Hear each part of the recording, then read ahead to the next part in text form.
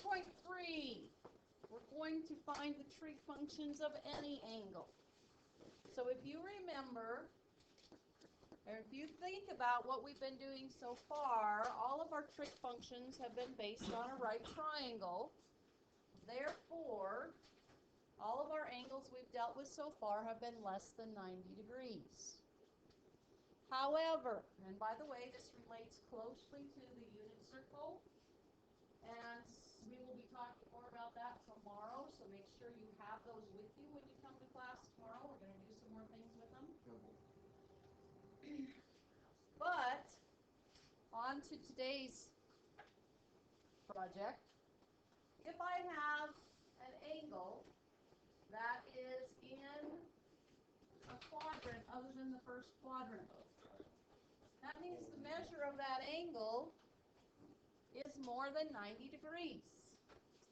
So how do I find the sine, cosine, tangent, cosecant, secant, and cotangent of an angle more than 90 degrees? Here's how we do that. If I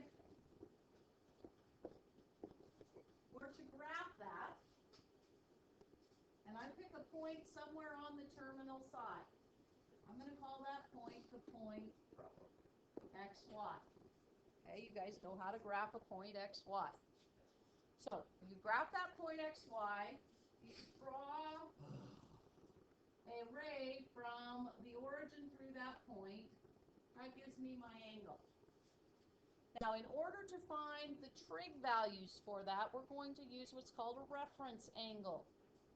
To find our reference angle, it always goes to the x-axis.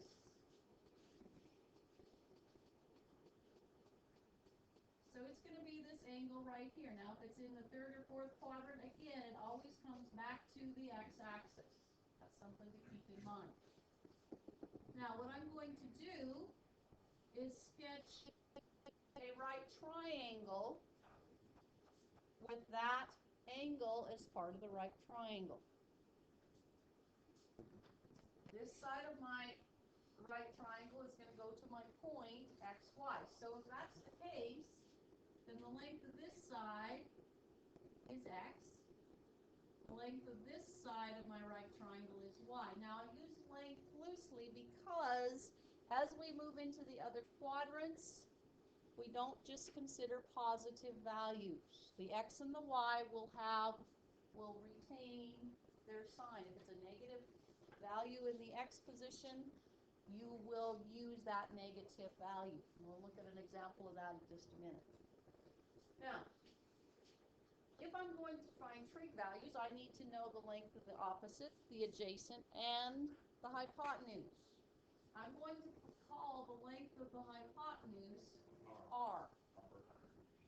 So that's the distance from the origin to this point xy. Now, we have a formula for that. R squared equals x squared plus y squared.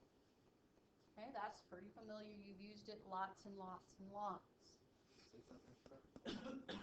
Now, we're going to redefine our trig functions, but not really.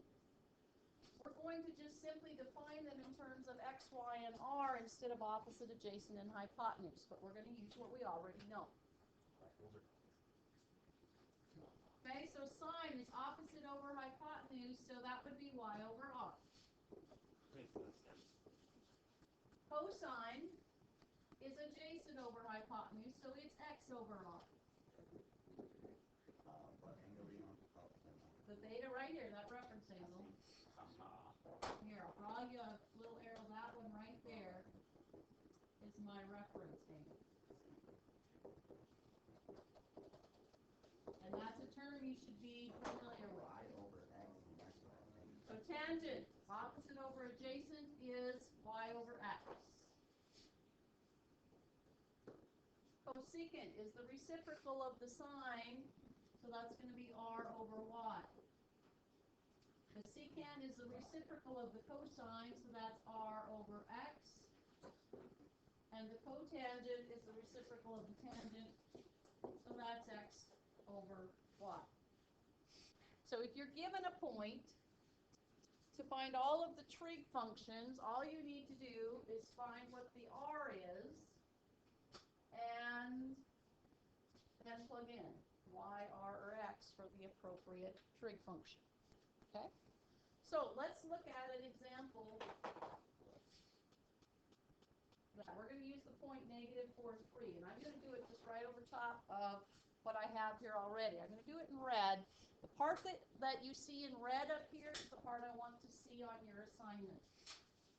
So my point that I'm going to plot here first is the point -4, 3. So that's that point right there. Okay? So first thing I'm going to have you do is go ahead and draw a picture. Draw your coordinate axes, plot your point.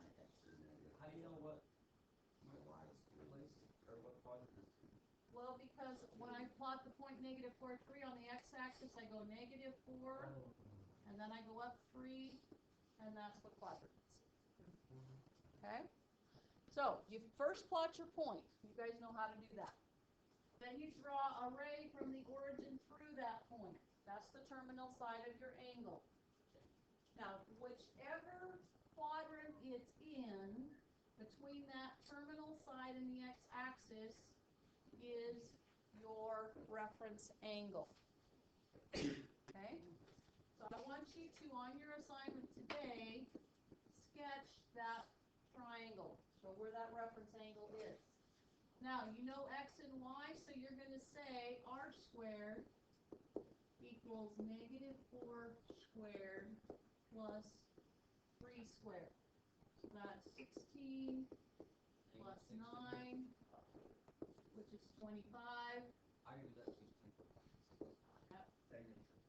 So, yep, 3, 4, 5 is a Pythagorean triple. You can save yourself a step or two if you remember that, and that's fine. This is important. Listen carefully. You will maintain the signs of your x and y that are given. R is always positive. R is always positive. So remember that. So our x is still -4. Your x is still -4. Your x and y will be whatever sign you're given, but your r is always positive. Okay. So now I know x, I know y, and I know r. So let's go over here to our trig function. So the sine of theta is y over r. So y is 3. Or -4. R is 5, so it's 3 over 5. -4. Cosine of theta is -4 over 5. Tangent, okay, y over x, so that's going to be 3 over -4. Now, I want to make a comment about the negative signs. I don't care if you leave it in the numerator, the denominator, or write it out front, as long as there's one there. They all three mean the same thing. Now, on some of them, you will have two negative signs, which means that your ratio is positive, and that you do need to simplify. Make sure that you give me the positive value. Okay, so on the other side here, cosecant is 5 over 3. Secant is a -5 over 4. And the cotangent is a -4 over 3. Okay? So that's what I want to see on your paper today. Everything that's in red, and actually make sure you actually write sine theta, cosine theta, etc. That's all my notes for you. I just have a couple of things to remind you of, so listen carefully. There will be no decimals on this assignment. No decimals, all exact values. So, if you have to find the r and it's not a perfect root, you need to check to see, can I simplify that root? Just like on the test, you had this root of 24, it's 2 root 6. The same thing, there are some of these that you will need to simplify. Make sure you simplify your answer.